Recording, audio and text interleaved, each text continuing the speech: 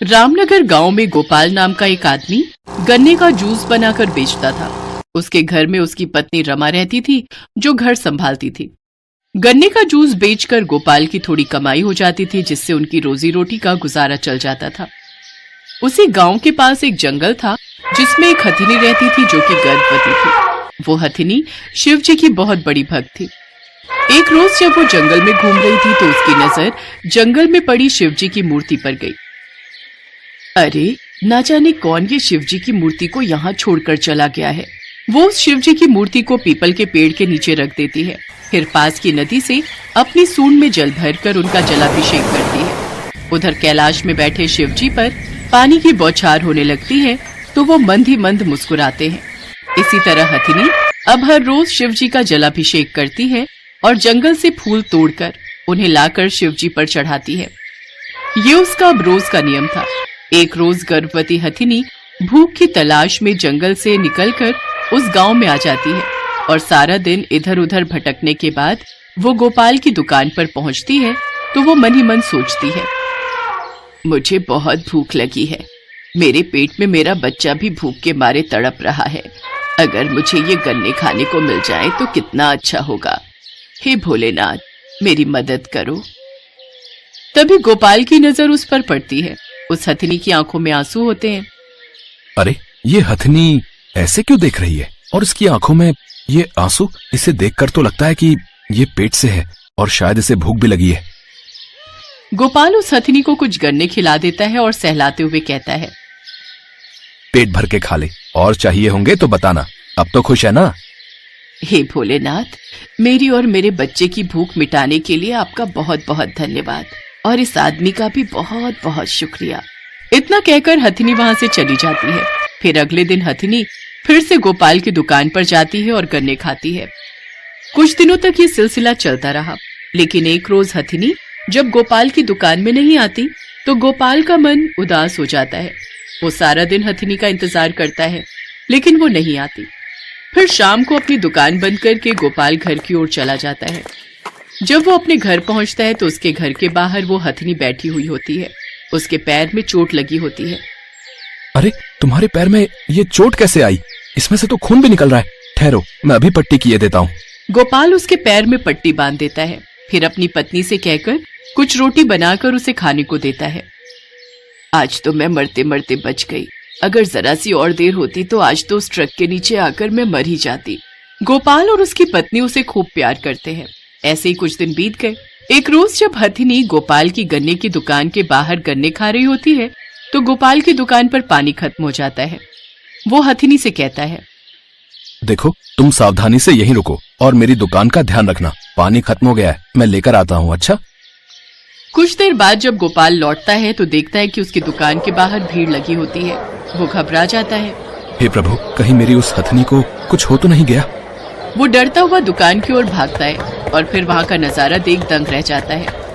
हथिनी गन्ने का रस निकालकर लोगों को बेच रही होती है और उसे देखकर लोग आपस में बातें कर रहे होते हैं। वाह भाई, क्या कमाल है! हथिनी गन्ने का रस बेच रही है भैया। है कमाल है भैया, कमाल है। सभी लोग गन्ने के रस उससे खरीद रहे होते हैं। ये नजारा देखकर गोपाल खुश हो जाता है और कहता है, वाह दोस्त, तुमने दुकान का ही नहीं बल्कि मेरे ग्राहकों का भी ख्याल रखा। सचमुच मैं बहुत खुश हूँ। जो तुमने मेरे लिए किया है, उसके सामने तो ये कुछ भी नहीं। अब गोपाल हथिनी को अपने साथ घर ले जाता है और अपनी पत्नी को सारी बात बताता है। सचमुच आज तो इसने कमाल ही कर दिया। सुनिए जी, ये अभी पेट से है, तो क्यों ना जब तक ये बच्चे को जन्म नहीं दे देती, हम इसे अपने पास ही रख ले। मैं भी यही सोच रहा था। दोनों हथिनी का नाम गजनी रख देते हैं और उसे अपने साथ ही घर के बाहर बनी झोपड़ी में रहने को जगह देते हैं। गजनी शिव जी की मूर्ति भी लाकर वहीं रख लेती है और वहां रहकर भी वो रोज सुबह उनकी पूजा करती, फिर गोपाल के साथ काम पर चली जाती। अब गोपाल को काम में अच्छी कमाई होने लगी, जिस कारण उसने एक दुकान और खोल ली और उसमें गजनी को बिठा दिया। अब एक दुकान गोपाल और दूसरी गजनी संभालती। अब गोपाल का व्यापार और भी अच्छा चलने लग गया और उसे खूब अच्छी कमाई होने लगी। लेकिन ये बात उसके पड़ोस में रहने वाली शांता और उसके पति मनोज को पसंद नहीं आई। ये रमा तो बड़ा पैसे का रौब दिखाती है। अब तो हर रोज नई नई साड़ियां और गहने पहनती है। अरे ये जिस कमाई पर उछल रहे हैं ना, वो सब इस गजनी की वजह से ही संभव हो पाया है। इसी अजूबे को देखने के लिए लोग दूर दूर से गन्ने का रस पीने और अपनी फोटो और वीडियो खिंचवाने आते हैं। तो क्यों ना हम इस मुसीबत को ही खत्म कर दें? फिर दोनों ने गजनी को खत्म करने का प्लान बना लिया। एक दिन जब गोपाल और उसकी पत्नी दूसरे गांव ब्याह में गए थे, तो पीछे से शांता और मनोज गजनी के पास गए। तू रोज रोज का ये खाना खाकर तंग आ गई होगी ना? ये देख, मैं आज तेरे लिए क्या लाई हूँ, ये अनानास, इसे खा लो। गजनी ने जैसे ही उसे खाया, उसके पेट में जोरों का दर्द शुरू हो गया और वो जोर जोर से रोते हुए शिव जी को याद करने लगी। हे शिव जी, मेरी रक्षा करो प्रभु, मेरे बच्चे को बचा लो। तभी शिव जी वहां प्रकट हो जाते हैं और वो अपने चमत्कार से गजनी को पूरी तरह ठीक कर देते हैं। मेरे होते हुए मेरी भक्त का कोई कुछ नहीं बिगाड़ सकता, फिर चाहे वो मनुष्य हो या कोई प्राणी। और तुम दोनों को तुम्हारे किए की सजा अवश्य मिलेगी। आज से तुम हाथी की बोली बोलोगे और तुम्हारी बोली गजनी के पास आ जाएगी। अब से ये और इसका होने वाला बच्चा इंसानी भाषा में बात कर सकेंगे। नहीं नहीं प्रभु, हमें माफ कर दो, जो हमने आपके भक्त के साथ ऐसा किया। बोलते बोलते उनकी आवाज हथनी की आवाज में बदल जाती है और फिर भोलेनाथ अंतर्ध्यान हो जाते हैं। पीछे खड़े गोपाल और रमा ये सब देखकर हैरान थे। दरअसल वो अपना कुछ सामान वहां भूल गए थे, जिन्हें लेने वो वापस आए थे। लेकिन जब वो ये चमत्कार देखते हैं तो हैरान रह जाते हैं। फिर वो दोनों मनोज और शांता को पुलिस के हवाले कर देते हैं और उन्हें कड़ी सजा दिलाते हैं। कुछ दिनों बाद गजनी एक प्यारे से बच्चे को जन्म देती है। गोपाल और रमा दोनों माँ और बच्चे की खूब देखभाल करते हैं और उन्हें अच्छा अच्छा खाने को देते हैं। अब वो सदा के लिए उन दोनों को अपने पास रख लेते हैं। वो दोनों भी अब इंसानी भाषा बोलने लगते हैं, जिससे हर कोई उनसे बात कर पाता है और उनकी बात समझ जाता है। गजनी अपने बच्चे के साथ खुशी खुशी रहने लगती है और उसे भी शिव भक्ति करना सिखा देती है। एक समय की बात है, श्रीपुर नाम के गांव में रामेश्वर नाम का एक ब्राह्मण अपनी माँ के साथ रहता था। वो दिन रात भगवान शिव की भक्ति किया करता था। शिव नाम का जाप सदैव उसके मुख पर रहता था। ओम नमः शिवाय, ओम नमः शिवाय, ओम नमः शिवाय। रामेश्वर बेटा, आज भी तूने मुझे नहीं उठाया, खुद ही उठकर घर के सारे काम कर लिए, खीर भी भोग लगा दी तूने तो। हाँ माँ, मैंने सोचा फटाफट से काम करके खीर बना लेता हूँ। शिवजी भी खीर के इंतजार में बैठे होंगे। ये लो, भोग की खीर खाकर बताओ कैसी बनी है। रामेश्वर बेटा, इस खीर को तू बचपन से शिव जी को खिलाता आ रहा है। जब तेरे बापू जिंदा थे तब वो प्रसाद की खीर खिलाते थे और उनके जाने के बाद तूने ये नियम बना लिया। तेरी खीर बहुत ही स्वादिष्ट बनती है बेटे, और मुझे पता है भगवान शिव भी तेरे हाथों की खीर खाने के इंतजार में रहते होंगे। तभी तो मैं सुबह जल्दी उठकर सबसे पहले खीर ही बनाता हूँ, ताकि भगवान शिव को भोग लगा सकूं। रामेश्वर का नियम था रोजाना सुबह जल्दी उठकर घर के सारे काम निपटाना और फिर भगवान शिव के भोग के लिए खीर का प्रसाद बनाना। ये कार्य पहले उसके पिता करते थे और पिता के जाने के बाद शिव जी की सेवा और खीर भोग की पूरी जिम्मेदारी रामेश्वर ने उठा ली। रामेश्वर को विश्वास था कि भगवान शिव उसके द्वारा खिलाई गई खीर को रोजाना ही खाते हैं। इसी विश्वास पर वो रोजाना खीर का भोग लगाता था और अपने भक्त के द्वारा भोग लगाई गई खीर को कैलाश पर्वत पर विराजमान भगवान शिव बहुत चाव से खाते थे। स्वामी, क्या बात है, आपको तो आनंद ही आनंद है। आपके भक्त आपको प्रेम से इतने स्वादिष्ट व्यंजन खिलाते हैं और आपका भक्त रामेश्वर तो नियम के अनुसार आपको खीर का भोग लगाता है। लाइए, थोड़ी सी खीर मुझे भी दे दीजिए। रामेश्वर के हाथों की खीर बहुत ही स्वादिष्ट होती है। हाँ देवी पार्वती, रामेश्वर इतनी स्वादिष्ट खीर का भोग लगाता है कि मन प्रसन्न हो जाता है। तभी नंदी और समस्त शिवगण वहाँ जाते हैं। महादेव, ये लीजिए, हम भांग और धतूरा ले आए हैं। नंदी, अभी तो हम स्वादिष्ट खीर का आनंद ले रहे हैं। ऐसा करो, भांग और धतूरे को वहाँ छोटे पर्वत पर रख दो, हम कुछ समय के बाद उसे ग्रहण करेंगे।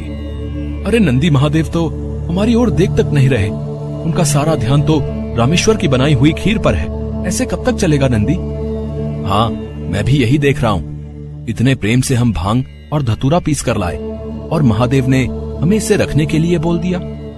अरे नहीं नहीं, ऐसी बात नहीं है। महादेव ने बोला है कि हम उसे वहां रख दें। वो कुछ देर बाद उसे ग्रहण करेंगे।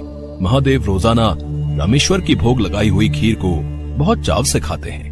नंदी, मैं तो कई बार सोचता हूँ कि रामेश्वर की खीर में ऐसा क्या है कि भोलेनाथ सबसे पहले उसकी भोग लगाई खीर को ही खाते हैं और फिर और किसी तरफ उनका ध्यान ही नहीं जाता।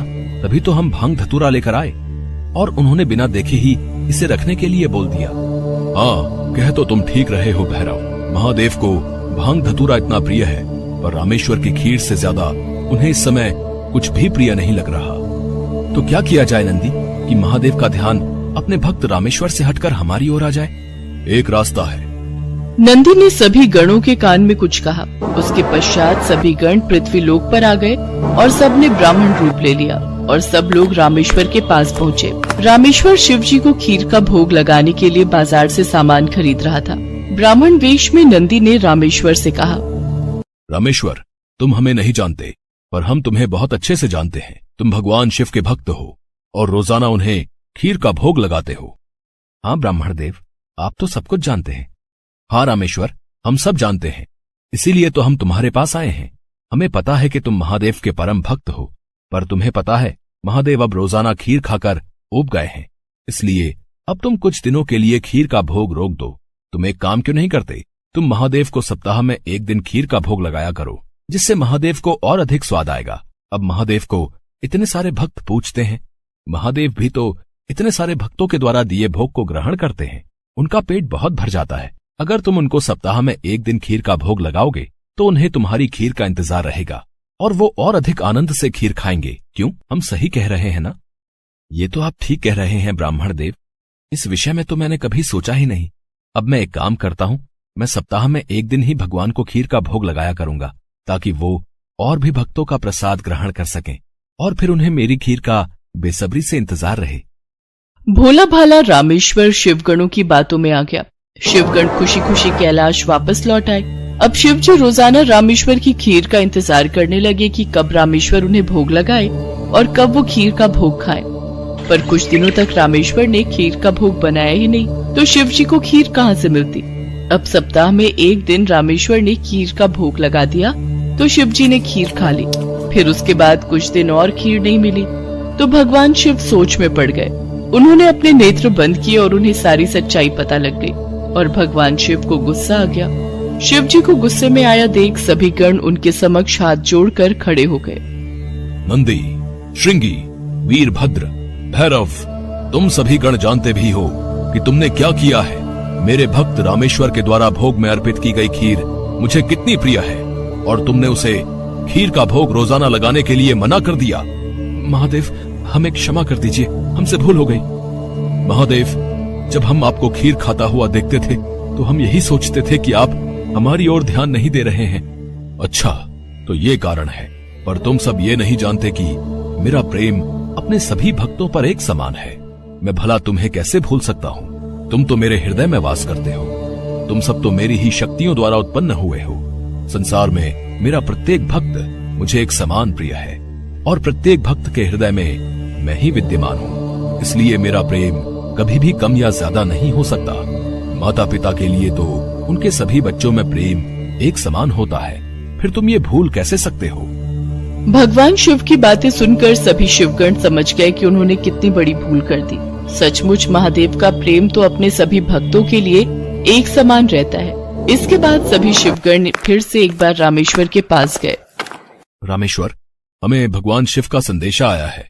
वो कह रहे थे कि तुम्हारी खीर इतनी स्वादिष्ट होती है कि वो सप्ताह भर की प्रतीक्षा नहीं कर सकते। सप्ताह में एक दिन भोग से उनका मन ही नहीं भरता, इसलिए उनकी आज्ञा है कि तुम रोजाना ही उन्हें खीर का भोग लगाया करो। आप सच कह रहे हैं ब्राह्मण देव? भगवान शंकर को मेरे हाथों की बनी खीर इतनी प्रिय है? ठीक है, फिर मैं रोजाना उन्हें खीर का भोग लगाऊंगा। ये सुनकर रामेश्वर बहुत खुश हुआ। अब एक बार फिर रामेश्वर रोजाना खीर बनाकर भगवान शिव को भोग लगाने लगा। अब तो समस्त शिवगण भी भगवान शिव के साथ रामेश्वर द्वारा भोग लगी प्रसाद की खीर का आनंद लेते और खूब भरपेट खीर को खाते।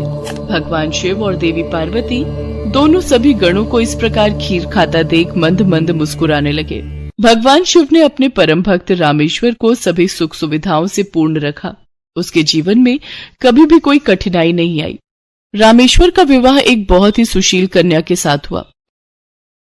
उसके घर में 2 बच्चों का जन्म हुआ। अपने परिवार के साथ संपूर्ण जीवन खुशी खुशी व्यतीत करके रामेश्वर अंत में मोक्ष को प्राप्त हुआ।